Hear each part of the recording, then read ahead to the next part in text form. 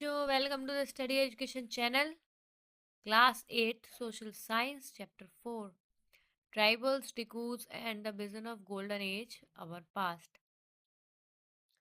आज हम इसके क्वेश्चन आंसर्स करने जा रहे हैं और इसकी सारी एक्सरसाइज को अपन खत्म करेंगे बहुत इजी और सिंपल तरीके से। सो बच्चों स्टार्ट करते हैं क्वेश्चन नंबर 1 से। क्वेश्चन नंबर 1 में अपने फिल इन द ब्लैंक्स दिए गए, इसको अपन जल्दी से खत्म करते हैं इजी आंसर के साथ। तो फर्स्ट ब्लैंक है, उसमें है वाइल्ड एंड सिवेज। जैसे अपना क्वेश्चन है, the British describe the tribal people as. दो जो ब्रिटिशर्स है उसने ट्राइबल पीपल को क्या बोला है? वाइल्ड और सेवेज बोला, जंगली और गंदा बोला है, ठीक है। और दूसरा जो क्वेश्चन है उसमें बोला गया है कि जूम कल्टीवेशन क्या है? सीड्स को लगाना है, तो इसको क्या बोला गया है, ठीक है। ब्रॉडकास्टिंग और स्कैटरिंग।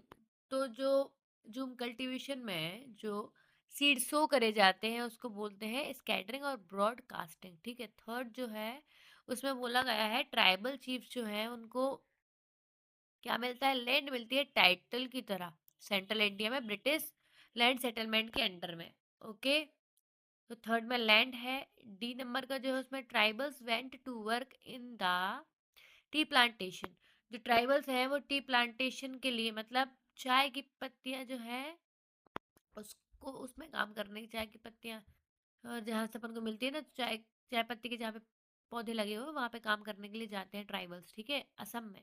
ठीक है, जो असम के ट्राइबल्स हैं वो टी प्लांटेशन के पास काम करने के लिए जाते हैं, और बिहार में ये कोल माइनिंग के लिए काम करने के लिए जाते हैं। ओके, मतलब जहाँ पे कोयले की खदान है। सेकंड क्वेश्चन है, स्टेट वेदर ट्रू और फॉल्स। इसमें ट्रू और फॉल्स करने हैं तो बताना। जूम कल्टीवेटर्स जो हैं वो प्लाव करते हैं लैंड को और सीड्स भी शो करते हैं। तो ये गलत है, जूम कल्टीवेशन होता है उसमें लैंड को प्लाव नहीं करते, ठीक है। और क्वेश्चन नंबर सेकंड है, cocoons were bought from the Santhals and sold by the traders at 5 times purchase price. जो कुकूज थे वो संथाल से खरीदे जाते थे और ट्रेडर्स को बेचे जाते थे 5 गुना प्राइस में। बिल्कुल सही बोला है इनने। वो संथाल ट्राइबल्स थे ना, उनसे खरीदते थे, फिर उनको 5 गुना प्राइस में 100 रुपए का खरीदेंगे, 500 का बेच देते थे। ओके बच्चों, अपन थर्ड क्वेश्चन करते हैं। Birsa urged his followers to purify themselves, give up drinking liquid and stop believing in witchcraft and sorcery. देखो, बिरसा मुंडा के बारे में तो आप लोग जानते होंगे। अभी बिरसा मुंडा जयंती निकली है अभी कुछ एक हफ्ते पहले, ठीक है। तो जो बिरसा थे वो अर्ज करते थे फॉलोअर्स से, मतलब उनसे बोलते थे, इच्छा थी उनकी कि आप अपने आप को प्योर करके प्योरीफाई करके रखो, और अब उनको ड्रिंकिंग लिक्विड देते थे पीने के लिए, ठीक है। दारू होती है जो, उनको बोलते कि आप विचक्राफ्ट नॉसर्सली बिलीव नहीं किए जाओगे अब, ठीक है। बिल्कुल सही बोला गया है। The British wanted to preserve the tribal way of life. बिल्कुल गलत है ये कि जो ब्रिटिशर्स थे वो ट्राइबल आदिवासियों को आदिवासियों की जिंदगी बिल्कुल नहीं बचाना चाहते थे। वो तो सब कुछ नष्ट कर देना चाहते, किसको बचाना चाहेंगे? किसी को नहीं। अब अपन जल्दी से खत्म करते हैं इसके लेट्स डिस्कस वाले question answers. What problems did shifting cultivators face under British rule. ऐसी कौन सी प्रॉब्लम्स थी जो शिफ्टिंग कल्टीवेटर्स फेस करते थे ब्रिटिश रूल के दौरान? तो देखते हैं। For administrative and economic reasons the British government tried setting the zoom cultivation cultivators, ठीक है। जो एडमिनिस्ट्रेटिव और इकोनॉमिक रीजंस के लिए जो ब्रिटिश गवर्नमेंट थी वो ट्राई करती थी जूम कल्टीवेशन और शिफ्टिंग कल्टीवेटर्स को सेट करना, ठीक है। जबकि क्या होता था, जो सेटल्ड प्लान था कल्टीवेशन का वो प्रूव नहीं कर पाता था कि हम हेल्पफुल हैं जूम कल्टीवेटर्स के लिए। जूम कल्टीवेटर्स यहाँ पे किसको बोला गया है? ट्राइबल्स को बोला गया है, ठीक है। They often suffered because there fields did not produce good yields. देखो सिंपली सी बात है, जूम कल्टीवेटर्स था उनको हमेशा नुकसान में आना पड़ता था क्योंकि उनके लिए अच्छी गुड्स प्रोड्यूस नहीं हो पाती थी। The new forest laws also affected the lives of shifting cultivators. जो नए नए फॉरेस्ट जंगल के नए नियम निकलते थे ना, वो शिफ्टिंग कल्टीवेटर्स की जिंदगी को अफेक्ट करते थे। मतलब जो आदिवासी थे उनकी जिंदगी को, उनके लिए ये चीज बहुत ज्यादा हार्म होती थी। Under the shifting or zoom cultivation is usually done on small patches of forest land। जो shifting cultivation थी वो हमेशा जंगल के छोटे छोटे कोनों में की जाती थी। Under the forest laws, British extended their control over all forests and declared the forests were state property. The Zoom cultivators were prevented from practicing Zoom cultivation freely. Many were forced to move to areas in search of work and livelihood. देखो simply यहाँ पे बोला गया है कि जो forest laws के under में जो ब्रिटिश थे वो अपना पूरा कंट्रोल पूरे जंगल के ऊपर कंट्रोल कर लेते थे। मतलब वो थोड़ी सी जगह के लिए बोलेंगे लेकिन पूरे जंगल में अपना कंट्रोल कर लेंगे और फॉरेस्ट को उनकी प्रॉपर्टी डिक्लेयर कर देंगे, बोलेंगे ये मेरी जगह है, ठीक है। इसलिए जो जूम कल्टीवेटर्स थे उनको अपने आप को बचाने के लिए और जूम कल्टीवेशन फ्रीली करने के लिए वहां से जाना पड़ता था और बहुत सारे फोर्स कर दिए जाते थे कि आप हमारे एरिया से निकल जाओ वर्क और लाइवलीहुड के लिए, ठीक है, रहने के लिए। क्वेश्चन नंबर 4 थे बच्चों, how did the powers of tribal chiefs change under the colonial rule. Colonial rule के अंडर में जो ट्राइबल्स थे उनकी पावर्स, ट्राइबल चिफ्स की जो पावर थी वो चेंज कैसे होंगे।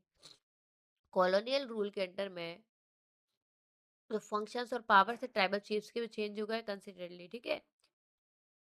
इनके पहले बिफोर द मतलब जब ब्रिटिशर्स नहीं आए थे उसके पहले जो ट्राइबल चीफ्स थे वो अपनी लाइफ को एंजॉय करते थे सर्टेन अमाउंट के साथ, इकोनॉमिक पावर के साथ, जो उनके एडमायर को और चलाने के लिए काफी था और उनकी टेरिटरीज को भी कंट्रोल करता था, ठीक है।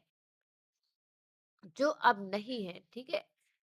They were allowed to keep there, हाँ उनको ये परमिशन थी कि लैंड टाइटल्स जो है उनके क्लस्टर्स विलेज के ऊपर वो रेंट कर देते थे अपनी लैंड, मतलब उनकी जो जमीन थी ना वो लैंड रेंट पे दे देते थे कि भाई आप हमारी जो है आप यहाँ पे खेती वेती करो और थोड़ा बड़ा हमें दे देना, हमें किराया देते जाना।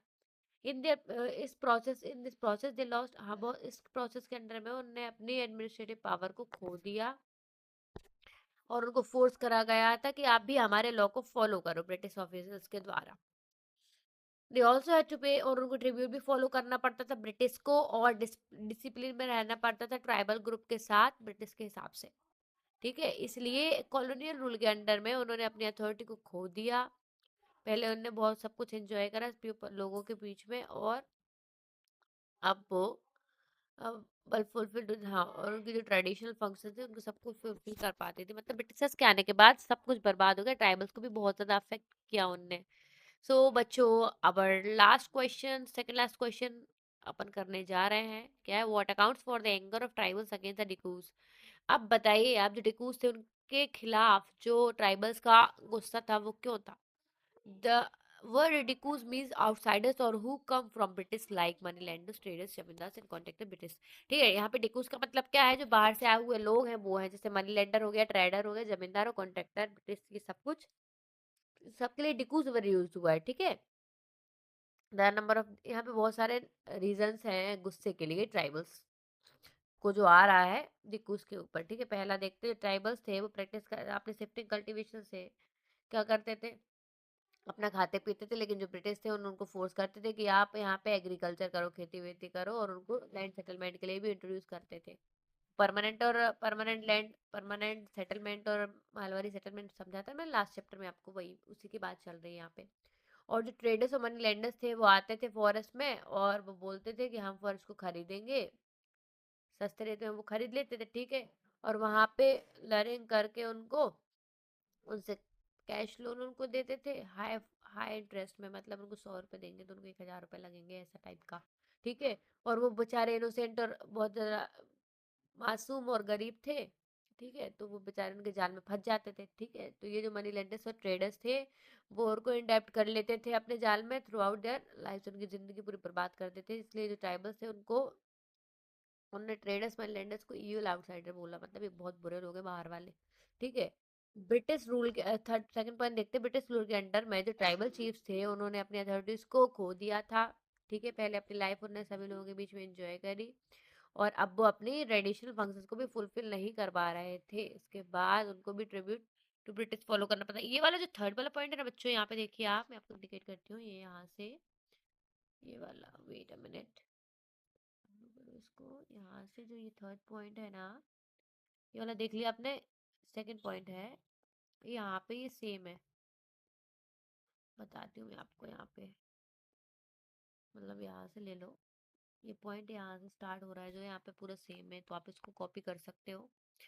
सो क्वेश्चन नंबर फिफ्थ का जो थर्ड एंड फोर्थ पॉइंट है, 1 2 3 फोर्थ पॉइंट देखते हैं अपन। फॉरेस्ट लॉज के इंट्रोडक्शन के बाद जो ब्रिटिश थे उन्हें एविक्यूट करा उनको, ठीक है, कि ये हमारी लैंड है, ठीक है, मतलब लॉ पहले निकाल दिया, फिर उसके बाद उन्हें अपने हड़प ली जमीन को, ये चीज है, ठीक है। इसका रिजल्ट क्या हुआ, वो होमलेस बन गए वहां के लोग, ठीक है, उनके पास घर नहीं रहा, ठीक है, और फिर काम और लवलीहुड के लिए, रहने के लिए वो जमीन में सर्च के लिए चले गए। लास्ट क्वेश्चन बच्चों अपन जल्दी से खत्म करते हैं। What was the Birsa's vision of golden age? ये क्वेश्चन बहुत एंड मोस्ट इंपोर्टेंट है, 99% इंपोर्टेंट है, पीवाईक्यू है, लास्ट ईयर आए भी है ये बहुत बार, इस बार भी आने की प्रोबेबिलिटी है। ओके बच्चों, तो बिरसा का गोल्डन एज क्या था, गोल्डन एज विजन क्या था, और why do you think such a vision appeal to the people of religion? Reason मतलब ये लोगों के लिए क्यों अपील करा गया था, ठीक है। जो बिरसा थे वो गोल्डन एज के बारे में बात करते थे, सतयुग के बारे में बात करते थे, ठीक है, ये सच्चाई का युग था, ठीक है। पास्ट की तरह जैसे सतयुग हुआ करता था, उसी तरह जो बिरसा थे वो बात करते थे कि जो ट्राइबल पीपल हैं वो अच्छी लाइफ जिएंगे, अपने बैंक पैंट को बनाएंगे, ठीक है, और नेचुरल स्प्रिंग्स भी होगी उनके पास, प्लांट और पेड़ पौधों को लगाएंगे, ऑर्चर्ड बगीचा बनाएंगे, और कल्टीवेशन करेंगे अपनी खुद की लिविंग को, ठीक है, मतलब वो जमीन में खेती वेती करेंगे और अपना खुद खाएंगे पिएंगे। वो बात करते थे एक एज के बारे में जिसमें जो ट्राइबल्स हैं वो अपने एक दूसरे को मारेंगे नहीं, और बिल्कुल ईमानदारी के साथ रहेंगे अपनी जिंदगी में, ठीक है। और जो गोल्डन एज है वो उसको कंसिस्ट करा जाता था रिफॉर्म ट्राइबल सोसाइटी के तरह, जिसमें जो लोग होते थे उनके पास ना नो प्लेस हाँ वाइस इज लाइक लिक्वेयर और गंदगी अनक्लीननेस और विचक्राफ्ट, बेकार तरीके की बातचीत, ठीक है, और बैड बिहेवियर उनके साथ बिल्कुल भी नहीं किया जाएगा। आउटसाइड और कोई भी मिशनरीज नहीं आएंगे ना, आउटसाइड फोर्स होगा उनको, हिंदूज लैंडलॉर्ड्स भी नहीं आएंगे, मनी लैंडर्स ट्रेडर्स और यूरोपियंस से कुछ भी नहीं आएगा। ये एज वो उनके लिए लेके आएंगे। आया बच्चों समझ में? सो बच्चों we have finish all the important question answer of this chapter. अब अपन जल्दी से, जिनने हमारी वीडियो को लाइक और सब्सक्राइब नहीं किया तो बच्चों जल्दी से कर दो। आई होप कि आपने कर दिया होगा, बट फिर भी जो जो नए बच्चे आए होंगे ना आज, तो वो जल्दी से वीडियो को लाइक और सब्सक्राइब कर दो ताकि आपको हमारे इंपॉर्टेंट नोटिफिकेशंस मिलते रहे। सो बच्चों मिलते हैं नेक्स्ट चैप्टर, चैप्टर नंबर 5 के साथ। इसका नाम मैं नहीं बताऊंगी आपको, लास्ट वीडियो तो मैंने बता दिया था, अब इसका मैं नहीं बताऊंगी, ओके, ये सीक्रेट है। आपने तो वैसे पता ही होगा, आपके बुक में ओपन करके देख लेना। तो बच्चों वीडियो के एंड तक जुड़े रहने के लिए धन्यवाद।